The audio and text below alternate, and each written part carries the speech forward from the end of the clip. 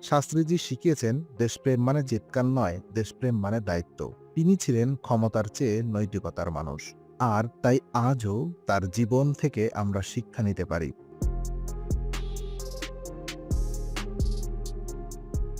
ভাবুন, একটি দেশ যেখানে স্বাধীনতার স্বপ্ন এখনো পুরোপুরি বাস্তবায়িত হয়নি, যেখানে মানুষ খাদ্যের জন্য হাহাকার করছে, শহর ও গ্রাম সর্বত্র অস্থিরতা, এবং সেই সময়ে একজন মানুষ উঠে দাঁড়ালেন, যিনি নয় ক্ষমতার লোভে, নয় জাঁকজমকপূর্ণ নেতৃত্বে, বরং নীরবতার মধ্য দিয়ে একটি দেশের আত্মবিশ্বাসকে জাগিয়ে তুলেছিলেন। তার নাম লাল বাহাদুর শাস্ত্রী, একজন নেতা যিনি বলেছিলেন, জয় জওয়ান, জয় কিষান। এই বাক্য যা এক যুগের প্রজন্মকে শক্তি দিয়েছিল।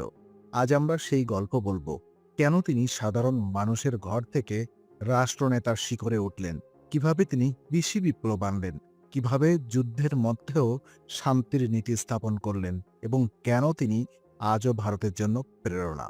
তো শৈশবের কাহিনী, সাধারণ মানুষের ঘরে বড় মানুষ। 1904 সালের 2রা অক্টোবর উত্তরপ্রদেশের মুগলসরাই শাস্ত্রীজির জন্ম একটি সাধারণ পরিবারে। বাবা ছিলেন রেলকর্মী, যিনি শৈশবেই মারা যান। মা রামদুলালী দেবী, যিনি অভাবের মধ্যেও শাস্ত্রীজিকে শিখিয়েছিলেন সংগ্রাম, সহমর্মিতা এবং সততার মূল্য। শাস্ত্রীজির শৈশব ছিল কঠিন, কিন্তু তিনি কখনো হতাশ হননি। ছোটবেলা থেকেই তিনি বুঝেছিলেন জীবন সহজ হবে না, তবে সে যুদ্ধে দাঁড়াতে হবে। তার স্কুল জীবন ছিল সংগ্রামী। শিক্ষকরা বলতেন, এই ছেলে আলাদা, তার চোখে শুধু পাঠ নয়, দেশের জন্য দায়িত্ব আছে। 1920-এর দশকে গান্ধীজির অহিংসা আন্দোলনের ডাক শাস্ত্রীজিকে পরিবর্তন করল। জেলে গেলেন বারবার, তবুও তিনি হার মানেননি।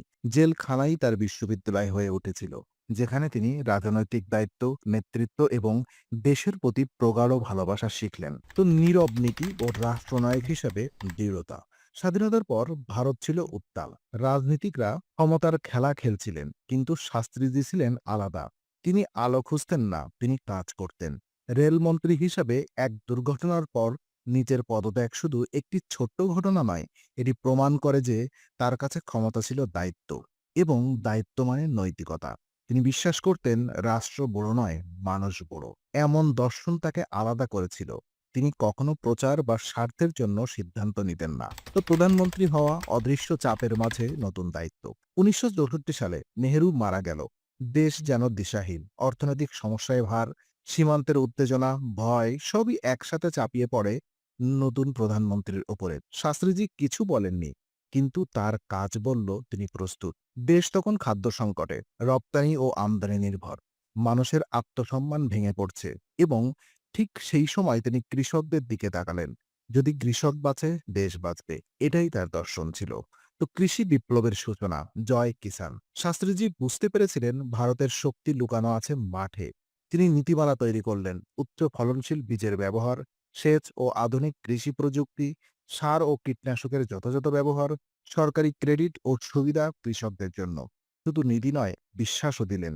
তিনি বললেন, আমি সপ্তাহে একদিন উপবাস রাখব, আপনারাও রাখুন, যাতে দেশ বাঁচে। শাস্ত্রীজি নিজেই মাঠে গিয়ে কৃষকদের দেখতেন। তিনি কথা বলতেন, সমস্যা বুঝতেন, সমাধান খুঁজতেন। এখান থেকেই জন্ম নিল সবুজ বিপ্লব। তো অর্থনীতি, খাদ্য নিরাপত্তা ও সাধারণ মানুষের সাথে সম্পর্ক। শাস্ত্রীজি বুঝেছিলেন শুধু উৎপাদন নয়, বিতরণও জরুরি। তিনি রেশনিং সিস্টেমকে শক্তিশালী করেন। শস্য সংরক্ষণ, গুদাম সরবরাহ সবই মনিটর করলেন। তার লক্ষ্য স্পষ্ট, কোনো মানুষ ক্ষুধার্ত থাকবে না। তিনি সাধারণ মানুষের পাশে দাঁড়াতেন। রাজনীতির ব্যস্ততা থাকলেও একটি খামারের দরজা বা একটি গ্রামের মাঠে তার উপস্থিতি ছিল উৎসাহের সঞ্চার। এমন কাজের জন্যই তিনি প্রিয় হয়ে ওঠেন। মানুষ বলতো, তিনি আমাদের মতো মানুষ। তো 1965 সালের যুদ্ধ, সীমান্তে উত্তেজনা এবং জয় জওয়ান। পাকিস্তানের সঙ্গে যুদ্ধ, সীমান্তে গোলাগুলি, দেশ আতঙ্ক। শাস্ত্রীজি সেনাদের বললেন, তোমরা এক নও, দেশ তোমাদের পাশে। তিনি যুদ্ধ চাননি, কিন্তু যুদ্ধ এলে পিছু হটেননি, এবং সেই যুদ্ধের সময় বললেন, জয় জওয়ান, জয় কিষান। এই 4টি শব্দ এক জাতিকে এক করেছিল, এক দেশকে আত্মবিশ্বাস দিয়েছিল।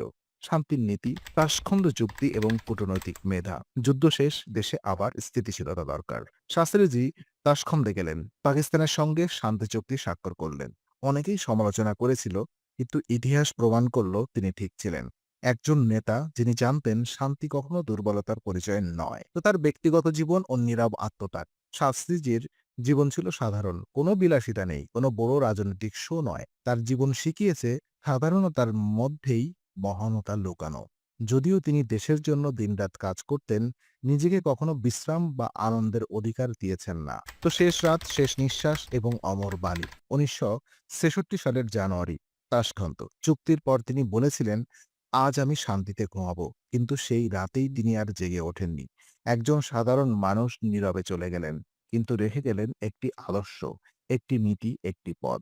লাল বাহাদুর শাস্ত্রী আজও প্রাসঙ্গিক। আজ আমরা বড় বড় ভাষণ শুনি, কিন্তু এমন নীরব কর্মী আমরা খুঁজে পাই না। শাস্ত্রীজি শিখিয়েছেন, দেশপ্রেম মানে চিৎকার নয়, দেশপ্রেম মানে দায়িত্ব। তিনি ছিলেন ক্ষমতার চেয়ে নৈতিকতার মানুষ। আর তাই আজও তার জীবন থেকে আমরা শিক্ষা নিতে পারি।